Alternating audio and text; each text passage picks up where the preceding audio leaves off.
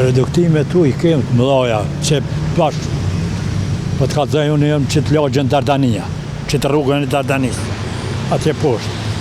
Ujë nëllet, për shembull, tjene o kanal nëra 12, sot ka orë nëra dykon 7. Sikur ky qytetar dhe banorët tjerë të Fushë Kosovës po përballen me reduktime të ujit për shkak të vërshimeve që shkaktuan turbullira në burimet të ujit.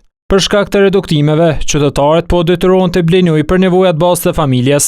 Po blejmë, baras me bukë po shkon edhe ujë. Kështu që nuk po nuhet sa duhet.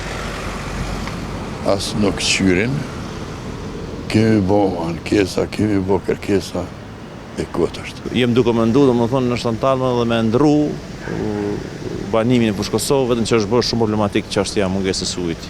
Nga kompania rajonale e ujësjellësit Prishtina kanë konfirmuar se situata mund të prekë edhe zonat e tjera. Priten reduktime në furnizimin me ujë në këto zona. Fushë Kosovë, Obiliq, një pjesë e lagjës Kalabria, Prishtinë, zonat e lartcekura do të furnizohen me ujë nga ora 18 deri në orën 22. Ndikime mund të ketë edhe në zonat të tjera të kryeqytetit. Situatë e ngjashme raportohet edhe në Mitrovicën e Jugut, Vushtrë dhe Zveçan, ku furnizimi me ujë të pijshëm është ndërprerë pothuajse tërësisht për shkak të turbullirave. Nga 3 fabrika që neve menaxhojmë, 2 prej tyre janë jashtë funksione. Ajo është Shipolit e Balincës, për faktin se uji që vjen nga kanalli i Belepentit, uji që neve e marrim edhe e trajtojmë për ujë të pijës sipas standardeve, domethënë janë jashtë funksionit për faktin se turbullina në kanal është shumë e lartë.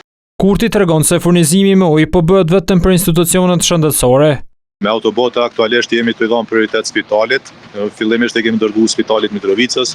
Tash jemi në kontakte me njësitë edhe në Vushtrë edhe në Skenderaj. Por në mesditë kryetari i komunës së Mitrovicës Faton Peci njoftoi se autobotet me ujë janë vendosur në sheshin me Uka, si dhe në rrugën Ali Zeneli, duke ftuar qytetarët të furnizohen me ujë të pijshëm. Rreshtet e fundit atmosferike kanë shkaktuar turbullira edhe në disa prej burimeve kryesore të ujit në rajonin e Dugaxhinit. KRU Hidrodrini në Pej bëri të ditur se turbullirat janë shfaqur në burimin e drinit të bardhë në Radavc, në mbivat të Istogut, si dhe në burimet e Deçanit dhe të Jarinës në Klin. Sipas kompanisë, konsumatorët që furnizohen nga këto burime duhet të tregojnë kujdes të shtuar dhe ujin e pijes ta përdoren vetëm pasi ta vlojnë.